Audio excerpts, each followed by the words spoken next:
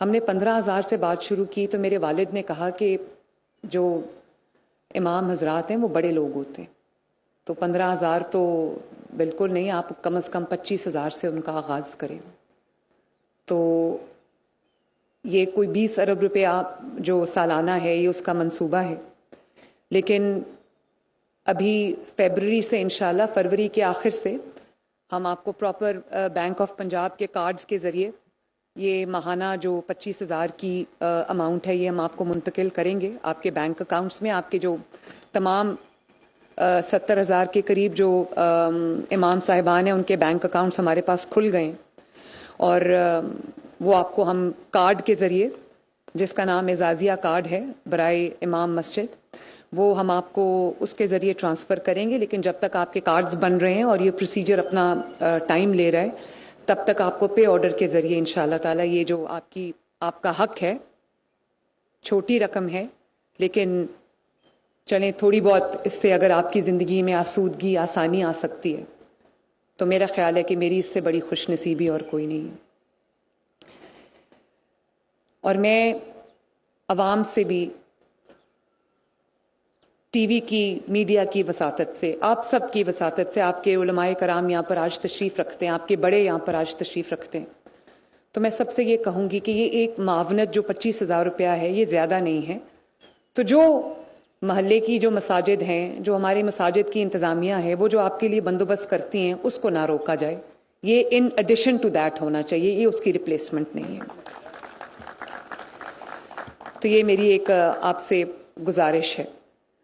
اور bank of Punjab کے جو اے ٹی ایم لنکس ہیں ان کے ذریعے بھی آپ یہ رقم نکلوا سکتے ہیں، یہ سہولت آپ کو دستیاب ہے۔ اور انشاءاللہ تعالی فروری 2026 میں آپ کو یہ وزیر اعلیٰ پنجاب اعزازیہ کارڈ برائے آئمہ مساجد صاحبان یہ آپ کو مل جائے گا۔ تو آئندہ انشاءاللہ تعالی یہ جدید خطوط پر یہ آسان اور شفاف جو ادائیگی کا نظام ہے وہ ہم نے ترتیب دے دیا ہے۔ میں ایک اور بات بھی آپ سے کرنا چاہتی ہوں، اور وہ یہ ہے کہ آپ ہماری تربیت بھی کرتے ہیں، حکمرانوں کی تربیت بھی کرتے ہیں، اپنے ارد گرد بسنے والوں کی، آپ کی جو مساجد میں نماز کے لیے لوگ آتے ہیں ان کی بھی تربیت کرتے ہیں، خطبات کے ذریعے تربیت کرتے ہیں لوگوں کی، اور آپ حقوق اللہ کو بہت بہتر طریقے سے جانتے ہیں۔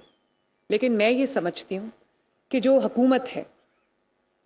اس کا اور آپ کا ایک بہت کلوز کنیکشن اور ایک بہت کلوز رابطہ ہونا چاہیے۔ اس کی وجہ یہ ہے کہ یہ تو آپ کے لیے ایک چھوٹا سا نذرانہ ہے، چھوٹا سا ہدیہ ہے، چھوٹا سا تحفہ ہے، لیکن یہ جو قریبی رابطہ علماء اکرام اور امام مسجد کے اور عوام کے درمیان ہے، حکومت کے درمیان ہے، اس کو اور زیادہ مضبوط ہونا چاہیے، کیونکہ بہت سے کام ایسے ہیں جو ہم اپنے تئیں اپنی عقل کے مطابق، اپنی جو دانش کے مطابق کرتے ہیں، لیکن بہت ساری جگہوں پر حکومت کو بھی، مجھے بھی اللہ تعالیٰ نے یہ عوام کی خدمت کا فریضہ سونپا ہے، تو مجھے بھی آپ کی معاونت کی ضرورت پڑتی ہے، مجھے آپ کی مشاورت کی ضرورت پڑتی ہے۔ بہت جگہوں پر آپ کی نشاندہی سے ہمارے معاملات میں بھی، حکومتی معاملات میں بھی بہتری آ سکتی ہے، اور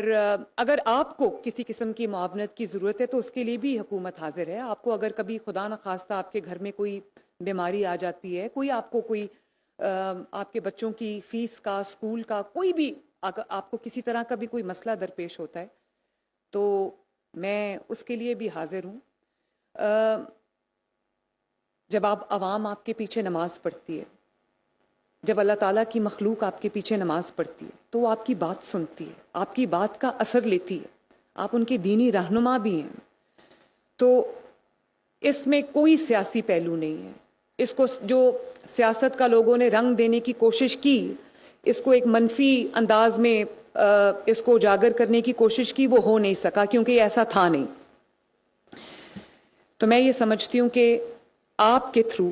آپ کے توسط سے، آپ کے وسیلے سے عوام تک حکومت کا پیغام پہنچانا، جو کہ میرا فریضہ ہے، میرے فرائض میں شامل ہے، اس کے لیے آپ کی اور میری جو کمیونیکیشن ہے، آپ کا اور میرا جو رابطہ ہے، آپ کا اور حکومت کا جو رابطہ ہے، اس میں کسی قسم کا بھی کوئی خلل نہیں آنا چاہیے۔ جب اس میں خلل آتا ہے تو اس میں پھر معاشرے میں خرابی آنی شروع ہوتی ہے. اور اس میں کوئی شک نہیں ہے کہ پاکستان اسلام کا قلعہ ہے، وہ واحد ملک ہے جو اسلام کے نام پہ لیا گیا ہے. اور یہ اسلام کی خدمت کا ایک طریقہ بھی ہے کہ ہم حکومت کو، حکومتی آواز کو اپنے علماء کرام کے ساتھ جوڑیں، اپنے امام مساجد کے ساتھ جوڑیں، تاکہ کوئی بھی ہم میں تفریق نہ ڈال سکے، اور ہمارے جو درمیان میں جو اتحاد ہے، امن ہے، آشتی ہے، وہ اس کو فروغ ملے. ابھی آپ نے دیکھا ہوگا کہ کرسمس کا موقع تھا. ہمارے ملک میں بہت سے مذاہب سے تعلق رکھنے والے لوگ بستے ہیں. تو کیا اسلام یہ ہے کہ وہ جو دوسرے مذاہب سے تعلق رکھتے ہیں لوگ، جو گنتی میں اقلیت میں ہے، تو کیا اسلام یہ کہتا ہے کہ وہ خوف میں رہیں، وہ ہر وقت ان کے اوپر خطرات منڈلاتے رہیں کہ پتہ نہیں کون کس وقت آ کے ہمارا قتل کر دے گا، کون کس وقت آ کے ہماری املاک پہ قبضہ کر لے گا، کون کس وقت آ کے ہمارا گھر جلا دے گا، یا کون کس وقت آ کے کسی کو بھڑکا کے ہمارے خلاف جو ہے وہ ایک تحریک شروع کر دے گا؟ یا اسلام یہ ہے کہ وہ بے خوف کسی خطرے سے خالی ہو کر سکون کے ساتھ، خوشیوں کے ساتھ ہمارے ملک میں، ہمارے درمیان اپنی زندگی گزار سکیں؟ ایک حدیث جو مجھے بہت پسند ہے، اس کا یہ مفہوم ہے، مجھے حدیث کے الفاظ یاد نہیں ہیں لیکن اس کا ایک مفہوم ہے کہ اگر کوئی کسی غیر مسلم کی ساتھ کوئی زیادتی کرے گا، یا اس کے ساتھ کوئی ظلم کرے گا، یا اس پہ قبضہ کرے گا، مفہوم بتا رہی ہوں، تو میں قیامت کے دن غیر مسلم کی طرف سے وکیل ہوں گا. تو اس سے بڑی اور کیا بات ہو سکتی ہے؟ اور خود اللہ تعالیٰ کے نبی صلی اللہ علیہ وسلم نے حکم دیا، ہمارے قرآن میں اس کی تعلیم ہے کہ کسی کے مذہب کو برا نہ کہو تاکہ وہ تمہارے مذہب کی بھی عزت کرے. تو ہمیں یہ آپ کے ذریعے پیغام جانا چاہیے کہ جو مذہبی منافرت ہے، جو تقسیم ہے، اس کو روکنا خدا کے واسطے یہ آپ سب کی ذمہ داری ہے، یہ علماء کرام کی ذمہ داری ہے، تاکہ ہمارا جو معاشرہ ہے وہ امن کا، آشتی کا گہوارہ بن سکے. اور پھر بہت افسوس کے ساتھ کئی بار مجھے یہ کہنا بھی پڑتا ہے، اس کے خلاف مجھے سخت اقدامات اٹھانے پڑتے ہیں کہ کئی لوگ مذہب کے نام پر اس قسم کی انہوں نے ایک فتنہ جو ہے وہ اس کو فروغ دیا، اور ہمارے جو معاشرے میں جو بے رحمی سے ہمارے معاشرے کو انہوں نے تار تار کیا. احتجاج کے نام پہ انہوں نے ریاست کو یرغمال بنایا، اور قانون کے محافظوں کے، ہمارے پولیس کے نوجوان، قانون نافذ کرنے والے اداروں کے نوجوان، رینجرز کے نوجوان کو انہوں نے شہید کیا، بے گناہ ان کا خون بہایا. وہ قانون نافذ کرنے والے اداروں کے جوان، پولیس کے جوان جو اپنی ڈیوٹی پہ کھڑے تھے، آپ کے محافظ بن کے کھڑے تھے، آپ کی جانوں کے محافظ بن کے کھڑے تھے، آپ کی نسلوں کے، آپ کے بچوں کے، آپ کے خاندان کے، آپ کے گلی کے، محلے کے، آپ کی املاک کے محافظ بن کے کھڑے تھے، ان کے گھروں میں آج صفے ماتم بچھی ہے. ان کے گھروں سے کمانے والے جا چکے ہیں، شہید ہو چکے ہیں.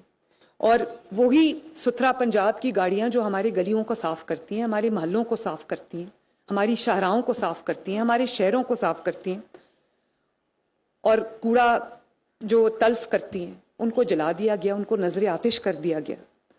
اور لوگوں کی املاک جلا دی گئی، لوگوں کے روزگار بند کر دیے، لوگوں کے جو آمد و رفت کے راستے جو ہیں وہ بند کر دیے، گھروں کو ویران کیا، اور وہ اپنے آپ کو ایک مذہبی جماعت کا نام دیتے ہیں. قرآن میں اللہ تعالیٰ کہتا ہے کہ اللہ تعالیٰ فساد کو پسند نہیں کرتا، اللہ تعالیٰ فتنے کو پسند نہیں کرتا.